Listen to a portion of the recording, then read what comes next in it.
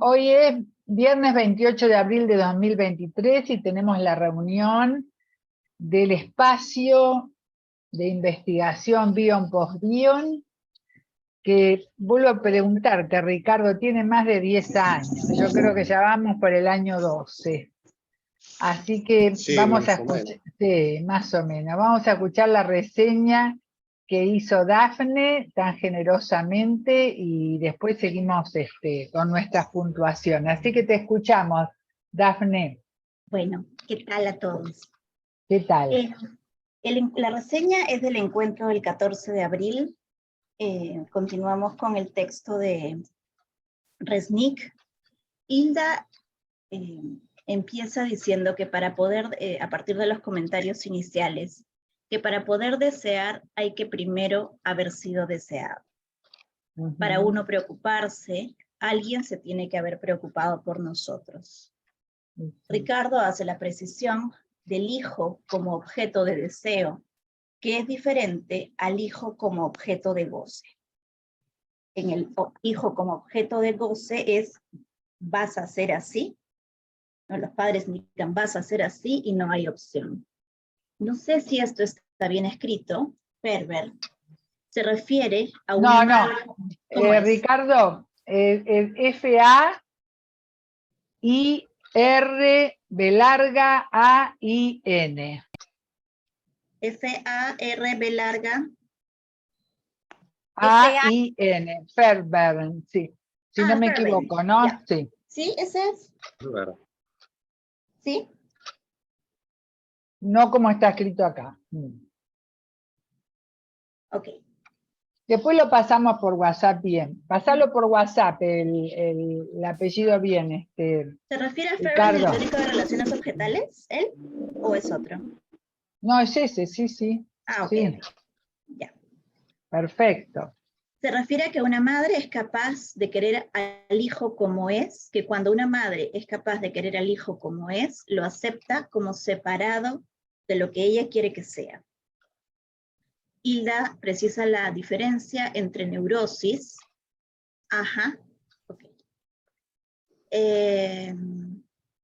tal persona se parece a mi papá, y psicosis, tal persona es mi papá, me mira feo y me persigue. Hilda señala entonces que es importante ser hablado, ser leído y ser enseñado. Mariel dice, y más atrás, ser imaginado.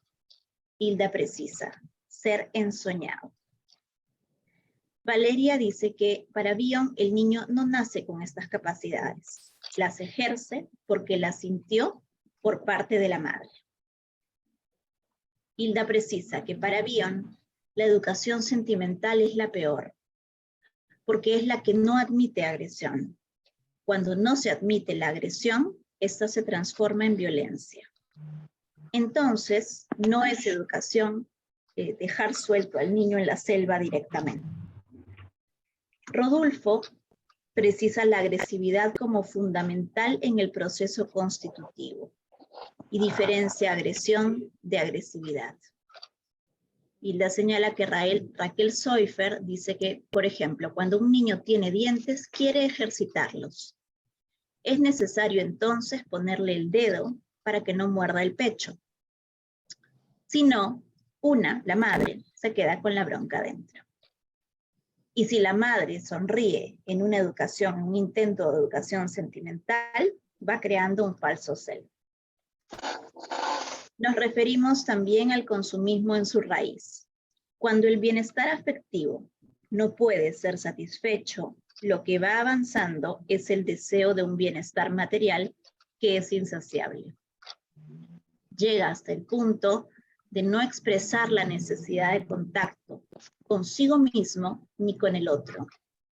No es reconocida la necesidad de contacto, porque tampoco fue reconocido él. Puede llegar hasta extremos del odio con todo lo que pueda contactar, llegando al odio hacia la vida misma, suicidio o asesinato. Valeria precisa, esto del consumismo se relaciona con la voracidad y la envidia de Klein. Hilda señala, es una alianza letal entre la envidia y la voracidad. Valeria dice que en el capítulo 5 Bion se refiere a esto como, no sé de qué obra, no sé si está Valeria, se refiere a esto como una descarga. ¿Cómo, Hilda?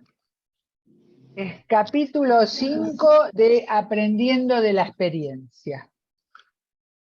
Gracias. Ok. Hilda dice, cuando estás separado del afecto y del reconocimiento de la necesidad del contacto psíquico con otros, puede ser una especie de bala. Mirta asocia con la segunda piel de Esther Vick, que se desarrolla a un modo de coraza. Hilda la diferencia de la segunda piel de Ansiu, que es cuando el bebé se siente contenido por otro y entonces se crea una segunda piel psíquica que él denomina conciencia. Esto está no unido a lo que Freud dice de que el yo es ante todo corporal. Es capaz de contener los contenidos psíquicos porque fue contenido y a partir de esto quedaron trazas en la piel. Se habla mucho también del concepto de devoción. Green dice que Green, ¿verdad? ¿Está bien? Lo que necesita el bebé de su madre es devoción. ¿Sí corresponde el autor?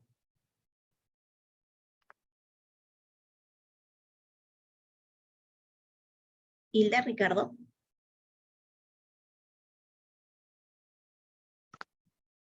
Me parece que sí, pero si hay alguna precisión,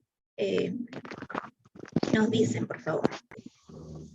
El concepto de devoción. Lo que se necesita es un útero mental para que se pueda hacer la simbiosis.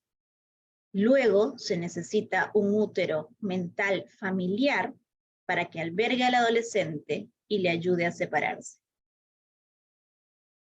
En el capítulo 11 de Realidad y Juego se habla de la necesidad del adolescente de la confrontación. Por ejemplo, cuando el padre muere y hay un hermano mayor, tiene que saber que los demás hermanos lo van a odiar por ocupar el lugar del padre. Ricardo dice que parecería que para separarnos tenemos que pasar por el odio. Transformar el mito es el intento de darle un nombre al terror. Por ejemplo, construir una estatua al dios del rayo para aplacar su furia. Hilda dice que Resnick incluye el delirio en la sesión. Ahí, cuando se aborda, sí se desinfla el delirio. Cuando el delirio se desinfla, es un momento peligroso porque puede haber una depresión narcisista al haber perdido el delirio. McDougall habla de la necesidad de invitar a todos los personajes del paciente y hacerse amigos de los monstruos. Y la cita a Vallejo, el poeta peruano, que decía, yo no sabía qué hacer con todos mis fantasmas hasta que los invité a trabajar conmigo y la verdad es que trabajan muy bien.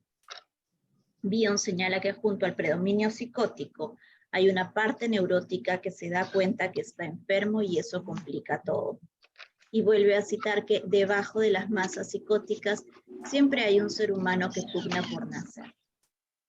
Jenny pregunta que hay que ingresar en el delirio del otro sin perder la cabeza ni perder de vista nuestra propia locura. Y Mariana puntualiza el delirio como algo restitutivo. Hilda señala que los mitos son estructurantes de una sociedad.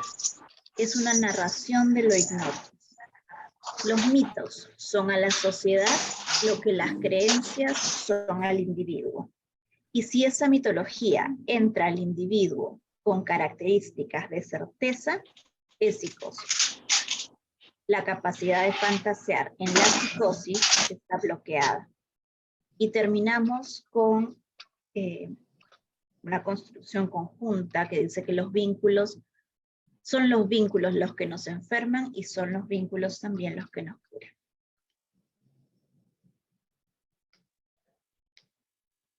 Muchísimas gracias, Dafne, porque imagínense que todo esto, si no hubiera sido por esta puntuación tan interesante, lo perdíamos, ¿no? Así que realmente una maravilla. Gracias a usted. ¿Y la idea del concepto de devoción sí es de Green? ¿Lo refiere Green?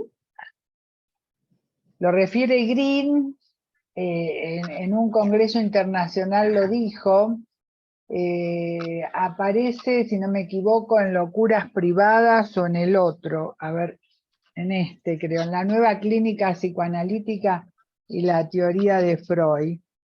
Tengo que ver exactamente, no me acuerdo bien exacto dónde aparece, pero aparte es de Bion y es de Winnicott. Esto es algo que está, digamos, acá, sí, porque este es algo que ya está en Winnicott y Bion, pero también está en Freud, porque Freud, creo que en 1890, Tratamiento Psíquico del Alma, Freud dice que el hipnotizado se comporta como el rapport de la madre con su bebé recién nacido. Es decir, solo oye, digamos, al hipnotizador. Y en el caso de la madre, su hipnotizador, de ahí la devoción, es el bebé. Entonces está dormida, pasan autos, gritos, todo sigue durmiendo, pero si el bebé hace la mamá salta. Entonces Freud habla de ese rapport de la madre con su bebé. A mí me costaba entender que la hipnotizada era la madre, pero es cierto, ¿no? Porque si ustedes observan en las primeras etapas a una buena reverie materna, van a ver que la mamá está como hipnotizada por su bebé y responde como responde un hipnotizado al hipnotizador. Solo lo escucha al bebé en el medio de un montón de gritos, está llorando, tiene hambre, tiene frío, tiene esto, tiene lo otro.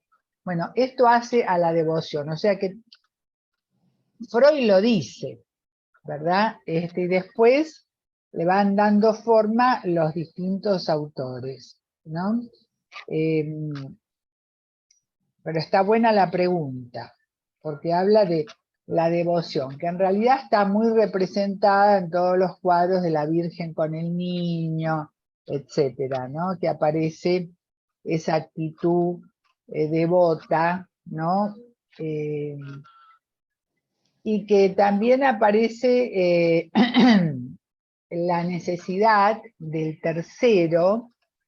Eso lo marcó Renata Gadini en un cuadro, a ver, el que tiene ganas de averiguarlo porque que está en Venecia, que se llama La Virgen de la Pera, ¿no? Y que está la Virgen con el niño, y hay una mano que ofrece una pera. Entonces, el niño, el bebé, en ese momento, mira a la pera, ¿no? Entonces decía Renata que ahí ya aparece el tercero, ¿no? Es decir, la tríada, la necesidad de la constitución de la tríada.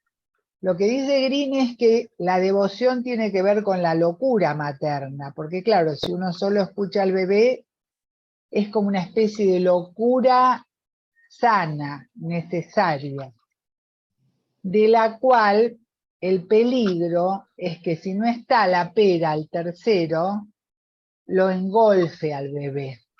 Entonces lo que dice Green es que el padre, el tercero, él dice el padre, digan la función tercera, díganle como les gusta, pero un tercero, de alguna manera arranca al bebé de esa locura materna, de esa devoción, para que no se lo morfe, como se dice en nosotros, ¿no? Que no lo engolfe. Pues si la madre la deja sola, engolfa. Ya sabemos. Entonces, ya sea por locura o por exceso de pasión, por lo que sea.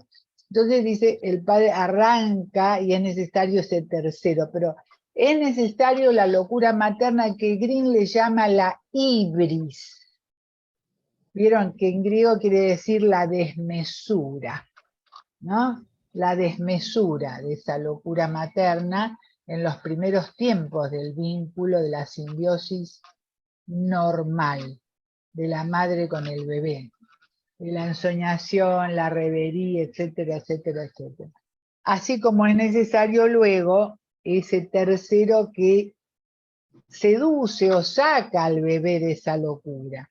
En su momento dijimos que, digamos, si no hay un tercero que lo saque al bebé en su crecimiento, le quedan solo dos posibilidades: o huir de esa madre engolfante hacia arriba, que es hacia el delirio, o huir hacia abajo, que es hacia el suicidio, como los dos extremos de la salida de una simbiosis patológica donde no hubo una función tercera, donde la función tercera estuvo ausente. Digamos, tipo resumen. Yo no sé si está acá o está en locuras privadas. Eso lo tengo que chequear. Porque me va a pedir Karin, que entró Karin, me va a pedir la página en cualquier momento. Mi super yo editorial. Pero bueno, es muy interesante el planteo, ¿no? Y acá, digamos que está muy buena tu acta y escucho lo que ustedes pensaron del acta de Dafne, que tanto nos ayuda. ¿Puedo decir algo, Hilda? Sí, cómo no. Asociando libremente con lo que he escuchado, y gracias, Dafne, por tu entrega, me preguntaba cómo así las mujeres, en este caso, que somos madres, no hemos podido lograr, y no se lograría, y no está visto, siquiera quizá, de encontrar esa terceridad al interior de nuestra psique y lograr, y que la mujer misma sea quien logre eso que está puesto en el padre o en quien ocupa la función paterna. Entonces me queda, ¿no?, esa pregunta flotando en esa necesidad materna de que haya un otro en el mundo externo y no poderlo constituir en su propio mundo interno, ¿no? Claro, hablas de la decir algo? pero, sí. Sí. ¿Puedo decir algo de esto? Pero espera, bueno, ¿terminaste? ¿Ya terminaste, Sara? Bueno, dale, Mirta. No, se me ocurría que lo que dice Winnicott, que una madre suficientemente buena también le presenta el mundo a su bebé. No se Puede queda, ser. no sé qué, no lo deja encerrado en ese vínculo entre ella y él, sino que a su vez una madre suficientemente buena le presenta al bebé el mundo, lo presenta al mundo, lo conecta con el mundo de otros objetos. Sí, y creo que Lacan también habla de que quien presenta al tercero o al padre es la madre, que si la madre no tiene esa capacidad de que ingrese un tercero, no ingresa. No sé. Exacto. Es la madre la que Perdón, pero ojo con la omnipotencia, porque tampoco somos dioses, ¿no? Pero no importa. A ver, yo lo tiro así para la discusión. No, pero es parte de la función materna para Winnicott presentar al mundo. Claro, tiene que tener al padre adentro también, a su propio padre, ¿no? Su propio Edipo logrado, que no siempre es fácil. A ver, Susana Racinski, yo voy tirando así como abogado del diablo, ¿no? Dafne también. Y Dafne, gracias, Mariana. Creo que lo que Sara expresó, que nosotros vemos mucho en la práctica clínica, cuando la mujer va a parir, y en ese momento, aunque haya tenido el deseo de tener el hijo con quien lo tenga, sin embargo, se identifica con la madre congelada escindida y no se puede conectar con el bebé. Sara preguntaba qué pasa cuando no hay una tercerización. Y es un poco lo que dijo, no sé, recién una de las compañeras. Es muy difícil que lo logre, porque eso tiene que ver con las identificaciones. Entonces lo que nosotros vemos, que esa mamá, que aunque haya habido un deseo, pero en ese momento se identifica con la mamá muerta y no se conecta con el bebé. Y Ahí, tenemos perdón, Susana, entonces, quiero aclarar algo. Vos estás hablando cuando el déficit no está en la separación de la simbiosis, sino cuando no se establece la simbiosis. Vos estás claro, hablando de un periodo anterior. En el sí, momento, en el momento, acá las claro, chicas porque hablan del segundo tiempo. sí, pero ella decía, ¿qué pasa Exacto. cuando la mamá no tuvo, la mamá no pudo incorporar la tercerización, ¿no? Obviamente, si hubo, creo que te entendí eso, Sara. No, Si en sí, esa, Susana, pero si no se identificó con la madre directamente, el bebé lo deja morir. Es decir, Claro. tiene que haber. pero hay Estamos hablando situaciones, del tercero, no de la madre, pero entiendo lo que decís. Pero si no hay identificación materna de ninguna clase, lo deja morir o lo agarra otra y se lo no, por lleva. eso aclaré que, por ejemplo, hay muchas situaciones que la pareja desea al hijo, lleva el embarazo bien, digamos, pero en el momento que se produce el parto, hay una desconexión del bebé. Y tiene que ver, esto también lo dice Resnick, lo dicen varios autores, que tiene que ver justo y Gris también, con la identificación con esa mamá que estaba congelada, pero que quedó ahí y en ese momento se identifica. Por eso lo que decía Sara, es muy difícil si la mamá, porque esto es inconsciente, por supuesto. Es decir, el tema es, claro, que puede haber intentado, ¿no es cierto?, con la pareja y todo, pero en ese momento, por eso es importante que cuando pasa eso, bueno, pida ayuda, porque puede producir Claro. psicosis, ¿no? Obviamente. Pero vos estás hablando de una patología mucho mayor, que es que no solamente no hay un tercero, sino que no hay madre. Ahí es una patología muchísimo mayor, porque directamente el bebé no vive.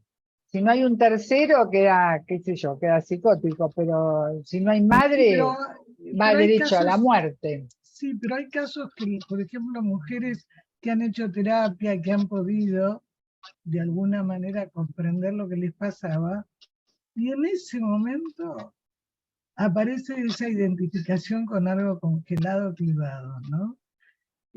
No, o sea, aunque lo haya, porque te lo dicen, y uno lo ve, Está bien. llevó el embarazo bien, ¿no? El tema es, me parece importante, ¿no? El tema de las identificaciones, porque en Eso eso sí. también, ¿no?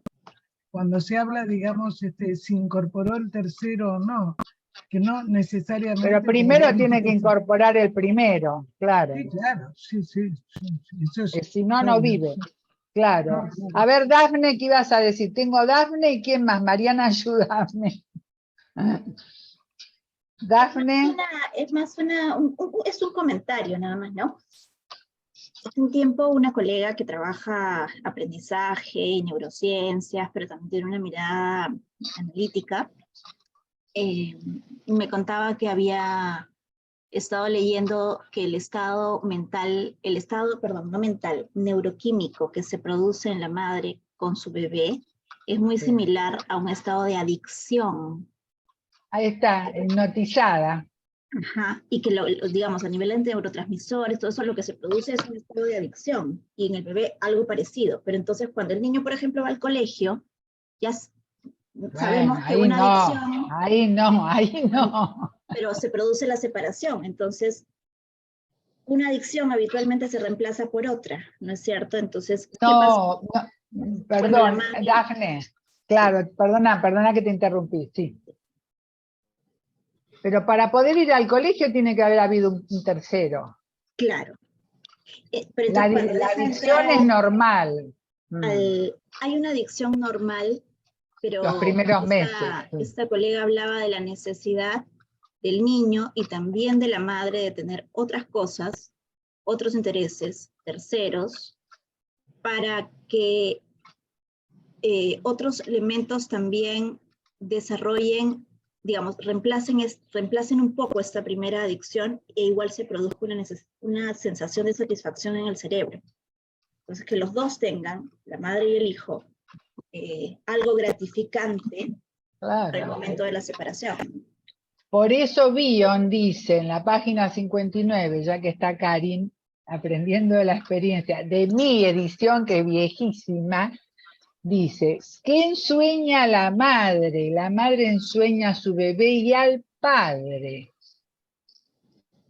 Por esos canales da bienestar material a través del alimento, de la leche, y bienestar psíquico a través del amor.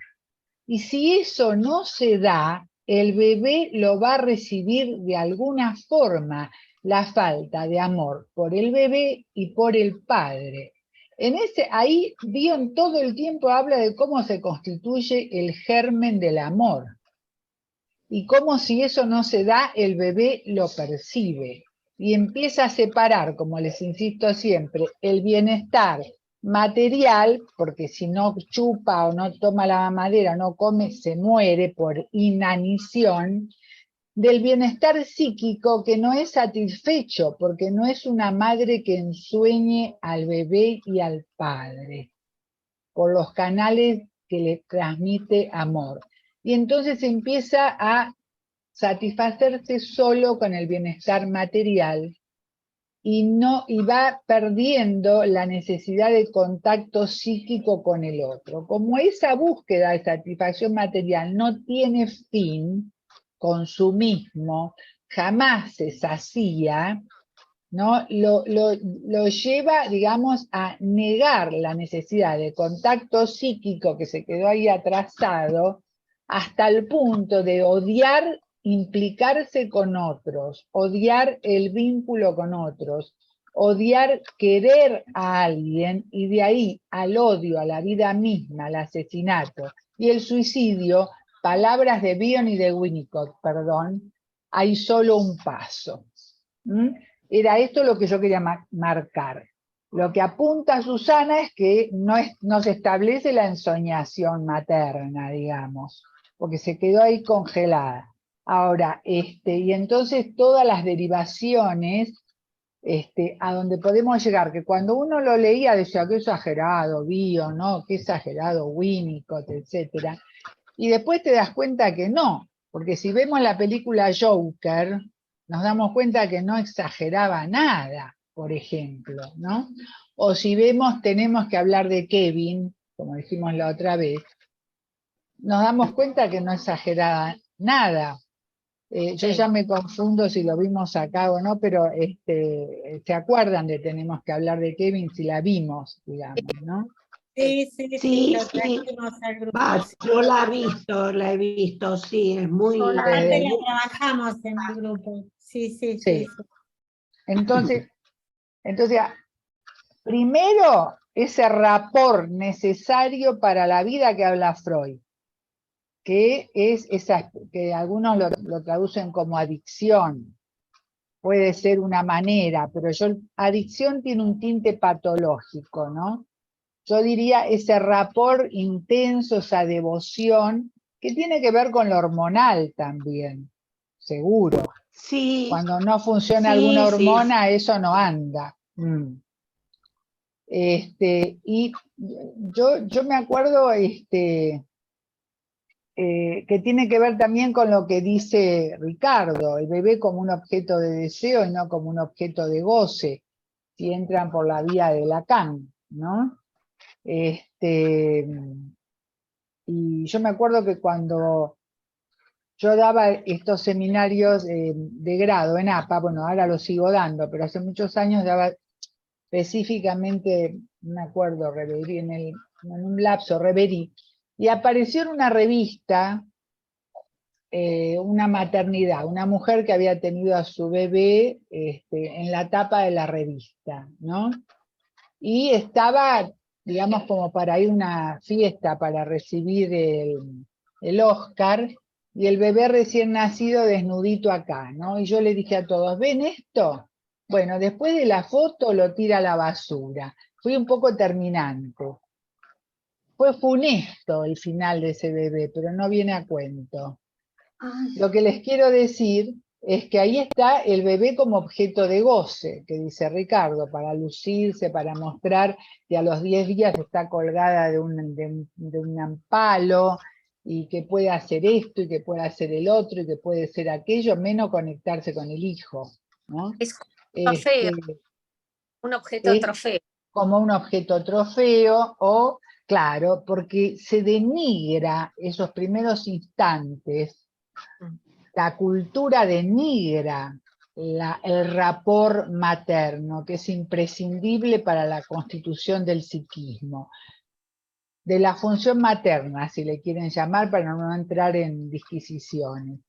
Se denigra, como dice Susana Rasinski, se la congela a la maternidad, denigrándola, y la mujer se siente mal cuando lo único que tiene ganas es de estar al lado de su bebé, porque la cultura, la sociedad, la economía no lo permite.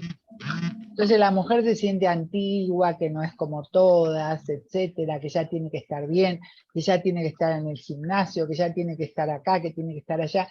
Todo apunta a separar tempranamente ese vínculo, a romperlo. ¿Por qué? Porque si separas el bienestar material del alimento para no morirse del psíquico, tenés perfectos consumidores para toda la vida. Perdón, pero parece una pancarta política, pero en parte lo es. Si querés tener muchos consumidores. Hay un filósofo contemporáneo que se llama Bernard Noël, que escribió es un francés contemporáneo, la estupidez, una serie de cosas. Y Bernard Noël tiene una frase que yo usé mucho en mis trabajos, que dice, los descerebrados son mejor que los cadáveres, porque son excelentes consumidores. No sé quién le hace ruido, pero por ahí apaguen un poquito los micrófonos. Porque son excelentes consumidores. Es una frase muy fuerte, ¿no? Aludiendo a que en vez de la guerra, en vez de esto, del otro, mejor descerebrados, que son Porque excelentes votan. consumidores. Votan, etcétera, ¿no? Y compran para saciar un agujero que nunca se va a llenar, porque no es ese el agujero que están llenando, ¿no? Entonces, a alguien le hace mucho ruido. ¿Quién es? Hay Mirta está no está y está. Mirta y Ricardo, ya está. Bueno, ¿me entiendo? Entonces, bueno, de esto ustedes pueden, ¿no? Cada uno puede tomar el camino, ¿no? Y decir de entrada, lo que trajo Susana ya sería como el nivel más alto de la patología. Después vendría la otra parte, la Virgen de la Pera, que le ofrecen la pera y el niño Jesús está así, como yendo hacia la pera, ¿no? Hacia, que bien puede ser el objeto transicional, que eso sí, como dice Mirta, como dijo Sara, ofrece la madre un objeto transicional, que es la primera separación, ¿verdad? Como, y lo va, la forma de incluir la función tercera desde la perspectiva de Winnicott es llevándolo de la ilusión primera, ahí dijeron adicción, le pueden decir devoción, Freud le dice rapport, llevándolo de esa ilusión primera de que él crea el pecho, ¿verdad? Porque el pecho aparece cuando quiere, a una desilusión paulatina. Eso es también hacer entrar la función tercera, ¿no? A una desilusión paulatina. Porque siempre como decía el filósofo Baudrillard, a mí me encantó esta frase, cuando hice el seminario que él estuvo una semana en Buenos Aires hace muchos años, y él decía, Baudrillard, como filósofo, que habla de la transparencia del mal, ¿no? Es muy interesante este libro. Él decía que lo fatal es la presencia del final en el origen. Entonces, digamos, esa madre que alude Susana, ¿verdad? Es decir, el final en el origen sería que de entrada lo desilusionás. Bueno, ¿para qué vas a comer si total te vas a morir? Es decir, como si eso es lo fatal. Cuando no es paulatino, porque paulatino hay que ir incorporando la agresión y prepararlos para la vida. Pero si de entrada aparece, ¿no? El final en el origen, eso es fatal. Esto decía Baudrillard refiriéndose desde un punto de vista filosófico, pero nos viene fenómeno para lo nuestro. Mucha gente me dice, bueno, cuando viene un paciente, viene muy ilusionado, y yo no quiero que me idealice. Digo, al principio te tiene que idealizar, al principio es necesaria esa idealización y sentir que vos le podés dar todo. Es decir, al principio tenés que acompañarlo, no idealizarlo a la fuerza, pero acompañarlo en esa con devoción en ese periodo. Después ya vendrá el momento que se dé cuenta que uno es humano como somos todos, ¿no?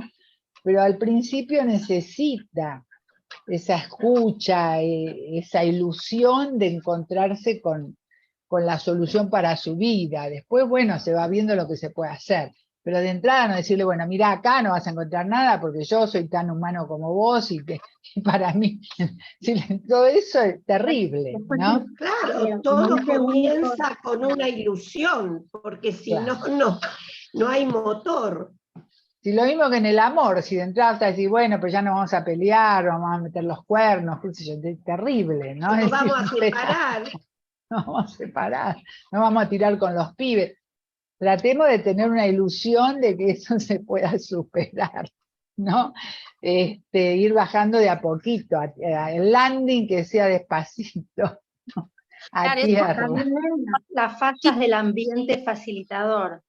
Después, así como falló por ahí el ambiente facilitador, después el analista va fallando cuando ya está bien el paciente. Y aunque ni siquiera te lo tenés que proponer, porque uno es un ser humano y se equivoca, o sea que eso va apareciendo solo, ¿no? Esa falla. Es una ilusión constitutiva del psiquismo.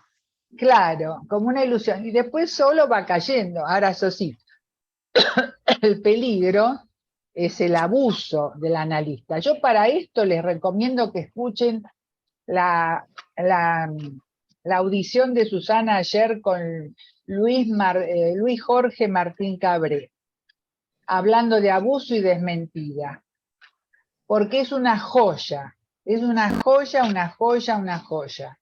Todo lo que es la verdad, Susana, fantástica. Y ahí él habla del abuso del analista también. Perfecto. Cuando se erige, ¿no? Como el ideal. Pero además, uniendo un poco, te agradezco, Hilda. Fue una clase. No, véanla porque es una maravilla. No, fue una clase, pero ahí justamente van a ver ustedes lo que dijo Ricardo el otro día en la reunión, la diferencia entre deseo y goces. Entonces Ferenczi pone mucho el acento en las primeras marcas de los goces. ¿Qué pasa con eso? Que tiende más justamente a la no representación, a la no ligadura, ¿sí? Por eso lo que dice Hilda me parece muy, muy importante, porque cuando vos hablabas recién del destete, de la alimentación, es constituyente, pero si la mamá no hace el duelo del destete adecuado, junto con el bebé, no le sirve. Por eso puede ser muy bueno como puede ser muy dañino, ¿no? Lo que nos estructura. Depende cómo lo manejen los que rodean al niño, ¿no? El niño es indefenso, por supuesto. Claro, aparte el tiempo del destete es un tiempo que decide la madre y su bebé, no lo puede decidir nadie desde afuera. Si se pasa de rosca, por supuesto, alguien va a tener que intervenir. Pero digamos... Pero unido esto con lo que vos decías, ¿no? Con la Sí. tercerización con el otro. O sea, si queda en la necesidad de la mamá, no en el deseo del niño, cuando salen los dientes es para cortar. Y como vemos nosotros que hay muchos chicos de 1 año que siguen con el chupete, con devolución atípica, porque la mamá no tolera que el chico sigue creciendo. Por algo le salen los dientes, ¿no? Entonces, Sí. este tema de cómo poder descifrar la evolución del niño, ¿no? Y eso tiene que ver cómo la mamá, el papá, bueno, los que lo Bueno, crían, antiguamente nos decían que al primer diente hay que dejar de dar de mamar y después no. Después es ponerle la mano en la boca, que te muerda el dedo y se le sigue dando de mamar en general hasta los 9 meses, hasta el año. sí, pero Algo que tenés lo 3 decide años. la... No, ahora tenés 3, 4 años porque no saben cómo compensar los déficits, ¿verdad? Es muy triste. Exacto. Pero es algo que lo va decidiendo, ¿no? Como una madre me dijo, y digo, ¿cuándo dejó de mamar? No sé, dice, porque, no sé, tendría 1 año, dice, porque solo tomaba de noche y un día no vino más a la noche, iba caminando a la noche, tomaba un poquito para dormirse. Ya no vino más. Estaba dentro de lo normal ese chico, ¿no? Ahora yo le cuento otra cosa. Estaba yo en el Borda, en consultorios externos, urgencias, y atendía a un paciente claramente que era una de 29 años, yo también tenía 29 en ese momento, menos, y viene con la madre, ¿no? Y claramente era una paranoia. Entonces le hacemos un estudio a la madre cuando era chiquito, qué sé yo, y yo le pregunto, ¿y cuándo caminó, señora, el muchacho, ¿no? Ah, no sé, dice, qué sé yo, tendría 4 años, porque yo un día lo bajé y caminó. Nunca nos olvidamos, en el servicio todo el mundo dice, un día lo bajé y caminó, tenía 15 años, ¿no? Agarrado así. Bueno, yendo a lo patológico. Bueno, perdón que nos entusiasmamos. ¿Alguien quiere decir algo? Pasamos a lo fantástico en lo cotidiano.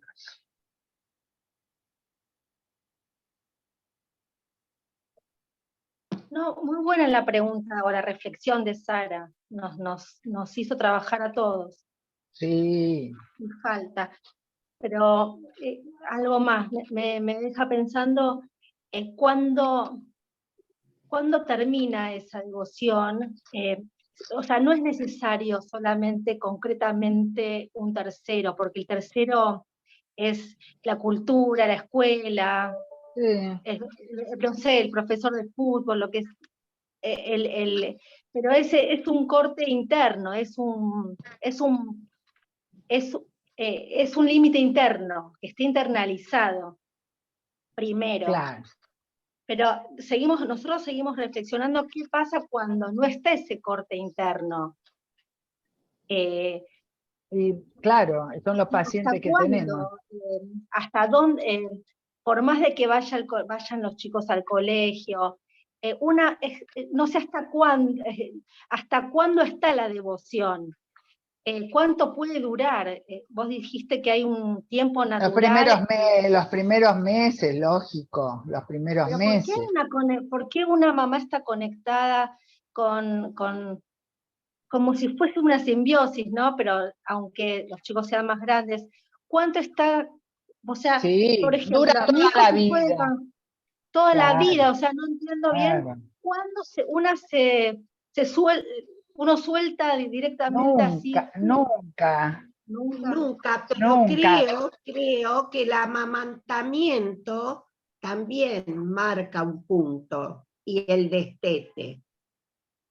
Claro, porque Melanie Klein dice que la madre desilusiona al bebé con el destete y el control de esfínteres.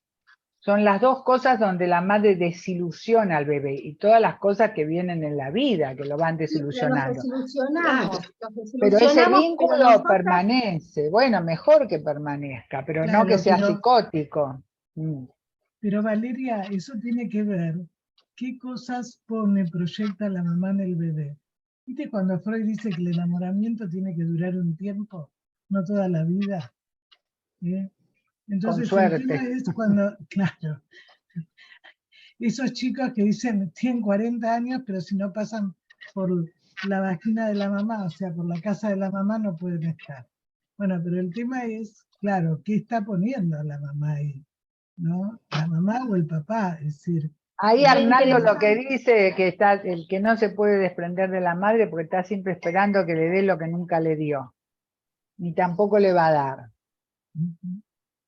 Es muy impresionante, ¿no? Eso, pero no sé si vieron la serie Sucesión, cuando el hijo es un adicto terrorífico, tiene un encuentro con la madre, el hijo ya tiene 40, la madre es grande, y le dice, mamá, quiero decirte algo, ¿no? Hacía mucho que no la veía. Y dice, ¿tiene que ser ahora?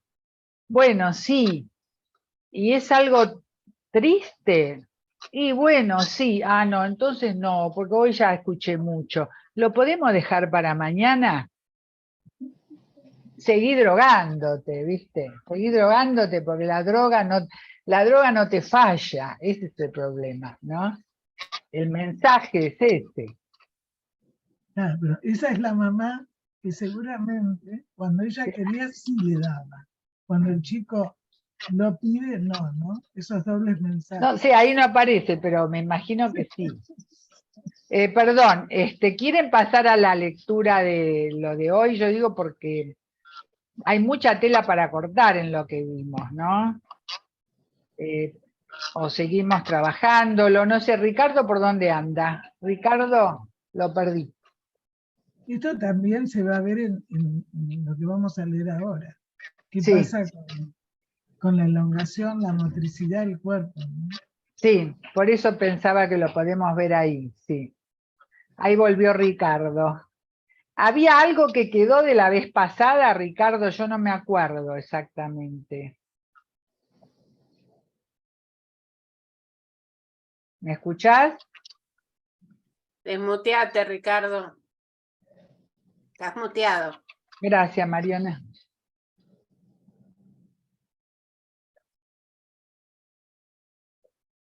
Creo que habíamos llegado hasta el punto 8 a leer. Teníamos que leer del 9 en adelante y después el adendum que yo mandé. Bueno, sí, sí. Bueno, ¿quién lo tiene a mano? Si quieren leo yo. Dale. Punto 9. Ahí. El psicótico tiene una fobia a lo abierto, una agorafobia de base, un yo frágil, vive toda experiencia naciente como catastrófica y se retira dentro de sí, autismo, o se proyecta dentro de un objeto para evitar la espacialidad del mundo recurriendo a la desvitalización. Pero la identificación proyectiva patológica, exagerada e omnipotente tiende a vagar por el espacio que separa a las personas, que es el que da sentido al encuentro. Está muy bueno. ¿Qué Sí. les parece? Porque acá estamos, ¿no? En ese punto, ¿no? Sería como, da cuenta, acá explica un poco el tema de la introyección de la libido que se produce en la psicosis. La retracción, ¿no? Más que introyección, una retracción. Una retracción. Sí, siempre hay un estado, y antes del desenlace psicótico hay un estado de retracción que lo vinculan con la melancolía, que a veces pasa desapercibido, eso dice Margaret Mahler. Que siempre, y después lo retoma acá Lieberman y Blecher, que siempre la enfermedad base es la melancolía, ¿no? Ricardo, era esto un poco lo que estábamos viendo, ¿no?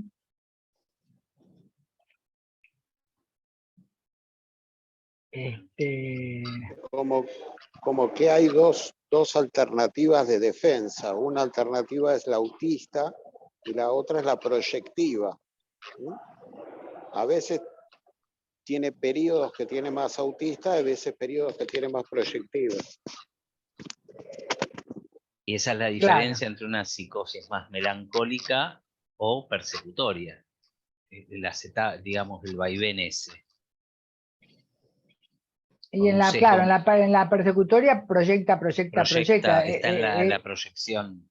Es lo que se llama la mierda en el ventilador. Poner la mierda en el ventilador y abrir el ventilador y proyecta para todos lados, ¿no?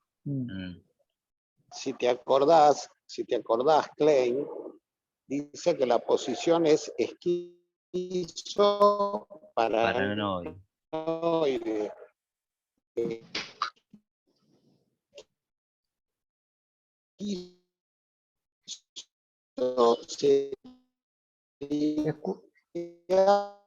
Se escucha mal, Ricardo. Paranoide, lo proyectivo. ¿Escuchó? Y eso sí, que lo paranoide es lo proyectivo. Cuando yo doy ese ejemplo de, ¿no?, de la mierda en el ventilador, porque da clarito, salpica a todos lados. Sí. Ricardo, por ahí si apagás la imagen se te escucha mejor, no sé. Ahora quiere hablar Karin. Karin, te escuchamos. Ah, no.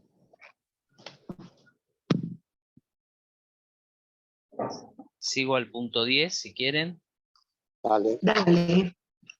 Permitirse hacer un vacío permite crear un espacio en el cual reflexionar de modo emotivo para dar sentido y vitalidad a la existencia.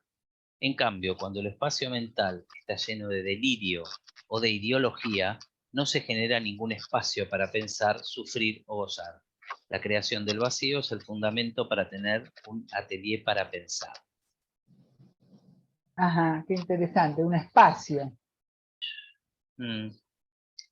Como ubicar el deseo, ahí poder ubicar algo del deseo.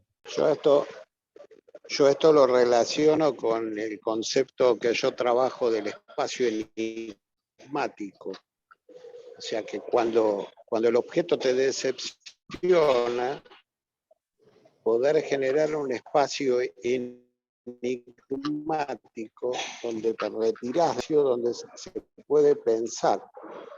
En cambio, si el vínculo es psicótico, estás unido por un dogma o por una ideología, y no te podés separar para generar como ese espacio de pensamiento. La habitación propia. Claro. El fanatismo. La habitación propia, como decía Virginia Woolf. Ahora, ese espacio, Ricardo, que vos mencionás, si lo vemos desde Bion, podría ser la capacidad negativa, la capacidad de mantenerse en el misterio, la duda, la falta de gratificación, la falta de certeza, la incertidumbre, la vulnerabilidad, sin desesperarse por ello. Poder mantenerse en ese espacio. Capacidad negativa. Exactamente. Es así. Que ahí sería como un goce pasivo, ¿no? Cuando se queda en eso. Que podría verse como un goce pasivo, claro. Desde ya hay un ruido, no sé de dónde viene. Desde Baudrillard aparecía, él hablaba de la transparencia del mal, y él decía que nadie es transparente, ¿no? Que siempre está en la otra cara de la luna, pero con la realidad virtual todo empieza a ser transparente, pues se ve del otro lado también, ¿no?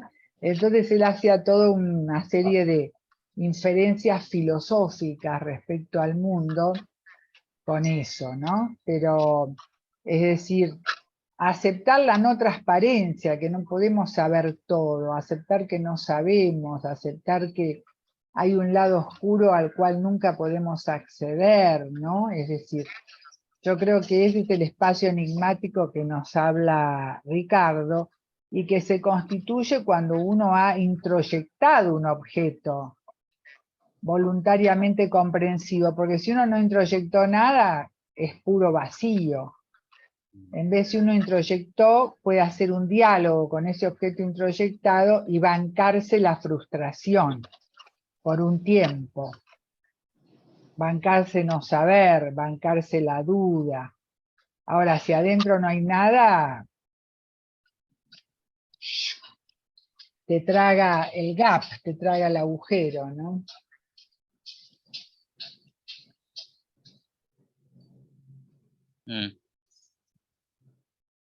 Y Leandro, ¿tenemos otro punto?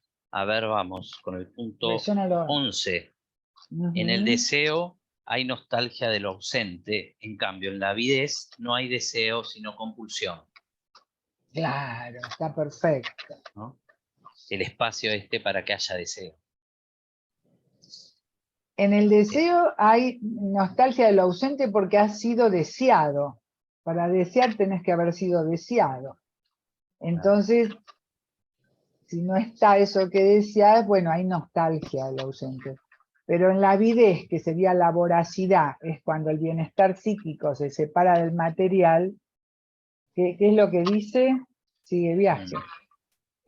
Claro. Jamás hay avidez, ¿no? Creo que Avidez. dice... sí. Compulsión. Hay compulsión. Más.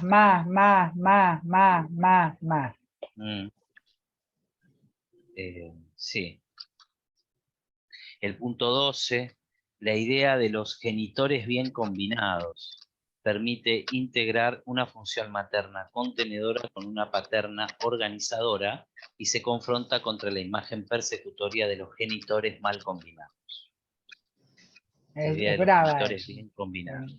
Un poco lo que hablábamos antes, ¿no? La madre autoriza al padre, bueno, tiene que darse ese juego. Punto 13. La identificación proyectiva no es casual, sino que responde a una especificidad espontánea e inconsciente respecto al lugar y al momento de la proyección.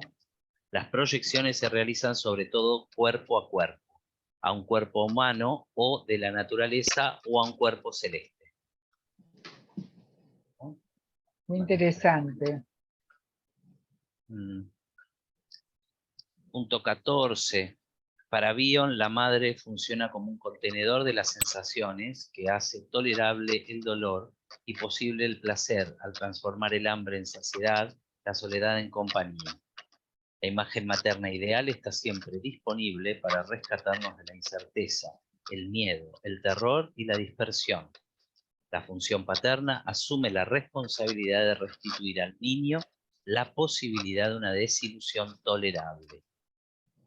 Era lo que estábamos viendo. Punto 15. El vacío dejado por la ausencia de la madre en el psicótico provocó un sentimiento doloroso no tolerable de inexistencia. El acto sexual promiscuo y la ingesta excesiva pueden estar al servicio de llenar mecánicamente dicho vacío. Está muy bueno, ¿eh? Sí, esto está muy bueno. Todo lo que estuvimos viendo. Y el último punto, dice, para Resnick, la crisis psicótica no proviene solo de la pérdida del elemento estructurante paterno, sino también de la función contenedora materna que evita la dispersión. O sea, esta idea de los genitores combinados se ve que no está funcionando. ¿Cómo? A ver, léelo de vuelta, no entendí. ¿Cómo? La crisis psicótica no proviene solo de la pérdida del elemento estructurante paterno, sino también de la función contenedora materna. Claro, que es lo que decía Susana. El ejemplo de Susana ya es directamente, nos vamos a la psicosis, ¿no? Si la madre está congelada a la entrada. Karin se está despidiendo. Bueno, Karin, te extrañamos.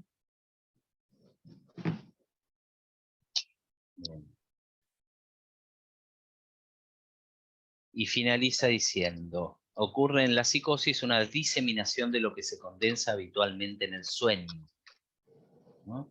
Plantea que el trabajo consiste en invitar o estimular el retorno de fragmentos que fueron proyectados al mundo, generando las condiciones para una inmigración adecuada para poder reparar al yo, para que pueda contener su propio espacio mental. Que sería el ventilador, ¿no? Sí. Esto sería como algo como una ilusión también, porque restituir esa función en ese espacio en una psicosis es muy complejo de lograr. En una psicosis crónica ya de adulto es difícil, pero les voy a contar un ejemplo con un chico autista. Es muy común esto. Entra un chico, bueno, con un autismo secundario encapsulado, según la determinación de Tastin, y entonces yo lo recibo, por supuesto no me quiere mirar a la cara, entra con la madre porque siempre lo está viendo con la función materna, que desempeña la función materna, y la paterna la voy introduciendo de a poco, antes de trabajar sola con el chico. Entonces entra y no me mira, ¿no? Entonces mira allá al zócalo. Entonces yo voy corriendo, me agacho y hago así, ¡uy! Un pedacito de Pedro, acá tengo un pedacito tuyo. Entonces, dejaste un pedacito tuyo ahí, entonces mira para el otro lado. Voy corriendo, digo, ¡uy! Otro pedacito. Mira así. ¡Uy! Otro pedacito. Y empiezo a jugar así. Y el otro, esta está más loca que yo, digamos, y se va como un poco aflojando, ¿no? Entonces voy jugando que voy recogiendo todos los pedacitos que proyecta de él para no conectarse conmigo. Y poco a poco, digamos, voy tratando, ¿no? Bueno, es todo un trabajito, ¿no? De acercarme, y cuando me acerco lo primero que hace es mira para arriba, ¿no? Porque no tolera el contacto con el otro, ¿no? Entonces le digo, uy, yo estoy arriba, entonces levanto el brazo y hago que me bajo de arriba. Soy un globo que se va para arriba, se pincha. Soy como un globo que se pincha, como un chiquito me llegó a decir. Yo soñé que cada uno que me acercaba era un globo que se pinchaba. Me acercaba a mamá y se pinchaba el globo. Me acercaba a papá, era un globo que se pinchaba. A mi hermano, a la abuela, eran todos globos que se pinchaban. Una imagen nefasta, ¿no? Bueno, entonces voy jugando que junto todos los pedacitos, ¿no? Entonces después junto con plastilina y digo, bueno, a ver qué podemos armar con esto. Bueno, hay muchos juegos que se pueden hacer. Pero en ese juego, un chico, no te voy a decir un adulto, pero un chico se engancha. Un chico se engancha. En un adulto por ahí lo podés observar, ¿no? Es decir, por ejemplo, yo abro la puerta y viene un adulto, una adulta, me parece que era con predominio psicótico, aspecto psicótico, no era una psicosis crónica, ni clínica tampoco, era aspecto. Entonces abro la puerta y mira a una esquina, afuera, ¿no? Y mientras mira, se abrocha el botón de la camisa, no sé qué. Yo no lo interpreté porque no voy a estar... Pero ahí me di cuenta que había dejado un pedazo de ella afuera y que se había aprovechado bien para que no aparezca nada de ella, de su intimidad. Entonces yo jugué con eso, qué iba a pasar con eso. Después lo fui trabajando, no es que se lo dije. O por ejemplo, abro la puerta, esto es la época presencial, ¿no? Y un paciente que yo tardé un segundo más en abrir la puerta, ya estaba mirando por el rellano de la escalera, ¿vieron el agujero? Estaba así asomado. Como era un paciente de mucho tiempo, entonces le dije, bueno, anda a buscar eso tuyo que tiraste por ahí porque yo necesito que venga a la sesión. Pero ya había un vínculo, ¿no? Se lo podía decir, que una parte de él la había tirado al vacío, que coincidía con que había tenido intentos de suicidio, ¿verdad? En su adolescencia. Pero ya ahí había un vínculo, había un espacio posible para estas conjeturas, porque son todas conjeturas.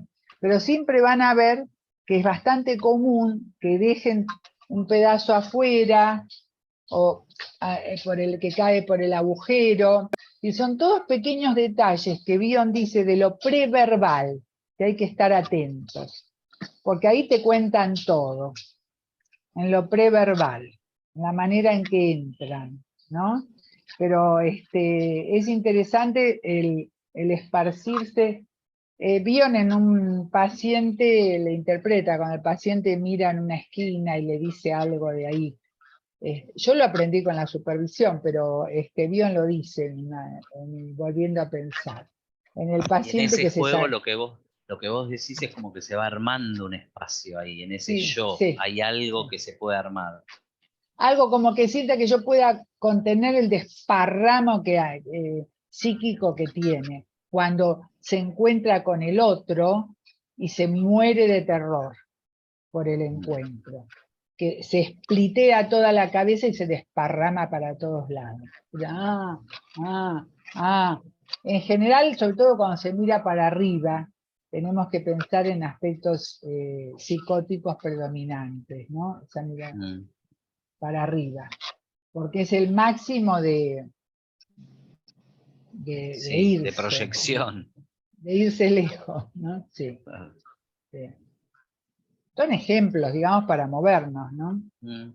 Ahí terminamos el texto de Delirio.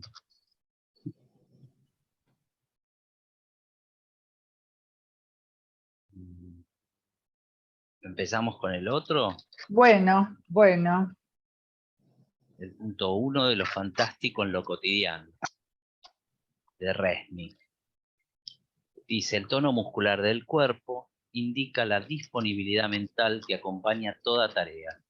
Lo que causa la fatiga como tono bajo o tenso es la inadecuación entre el deseo, la nostalgia y la realización. Qué frase, ¿no?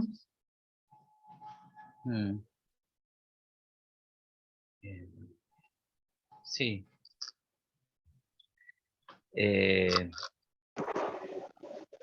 Continúo. Todo espacio mental necesita un espacio relacional, un vínculo, que permita que la expresividad pueda dirigirse hacia lo que no se sabe para entrar en contacto con una nueva realidad negada por la vida rutinaria. Bueno, acá quizás nos vamos a otro punto, no sé qué les parece, porque en el punto 1 estaba hablando un poco, viste, del tono muscular o de la mirada, ¿no? O cómo si entra doblado, así, ¿no? Cómo entra, ¿no? Es decir, cómo se va. Pero también, o fatigado, con un tono bajo, ¿no? Es como que hay un predominio, podríamos decir, melancólico, ¿no? Porque claro, porque se siente que la realización está muy lejos, ¿no? Entre el deseo, la nostalgia y la realización, ¿no? Cuando no se puede lograr el cambio, como dice Bion, para acceder a lo nuevo, es porque se produce lo que Bion llama fusión nostálgica. Para Bion, ¿qué es la fusión nostálgica? Es que el pasado está lleno de deseos, que es un poco lo que dice acá Resnick, y el futuro está lleno de recuerdos. Entonces no se puede avanzar. Los recuerdos tienen que estar en el pasado y el deseo en el futuro. Pero si está al revés, te fusiona la nostalgia. Atrasa, como dicen los chicos ahora. Te quedás pegado a un pasado lleno de deseos que no solo no se cumplieron, sino que nunca se van a cumplir porque son del pasado. Claro. Esa es la diferencia para Bion entre también cambio catastrófico, que sería poder acceder, que es un cambio en el sentido de la evolución, o de catástrofe. La fusión nostálgica es una catástrofe. Ahí me quedo. Sí. Sí, Ricardo, perdón. No, que también me parece, sí, no, que también me parece que Resnick señala mental, le corresponde un determinado vínculo y un determinado cuerpo. O sea, como que las tres cosas están siempre correlacionadas.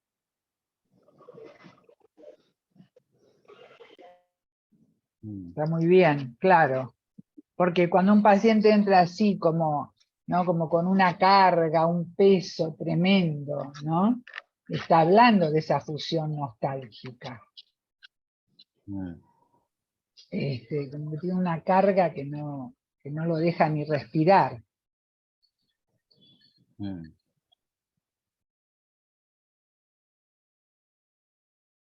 Pero hablamos, ¿Avanzamos? Sí. pero ronda una cosa, pero ronda una melancolía que está como muy junto a algo parecido a un delirio. O sea, no delirio. Es una melancolía que necesita, que no lo, es una melancolía grave. Bueno, cuando hay una fusión nostálgica y está así y con un ritmo muy lento y una fatiga y un tono muscular no muy bajo, podemos pensar en una depresión severa o una melancolía, ¿no? Depende cómo después lo vas investigando. Abrís como hipótesis posibles. Después vas viendo el caso. Claro. Es así. No se mueve de ahí, pero puede funcionar en la vida cotidiana, ir a trabajar, pero no se mueve como en un rango de ideas muy fijas, o de problemas, como siempre los mismos, que no cambian, ¿no? Puede ser, Si las distintas variables, ¿no? Philippe Jamel le llamaba depresión crónica. Si vos tenés un psiquismo melancólico, tenés un vínculo imaginario donde te sentís inexistente y un cuerpo que expresa eso que vos sentís. Esto es lo que yo decía de la correlación entre el psiquismo, el vínculo y el cuerpo. Siempre hay una correlación. Cuando el tipo está melancólico, tiene en su cabeza un objeto imaginario hostil que no lo registra. Entonces él es inexistente. Y su cuerpo refleja ese dolor de sentirse inexistente.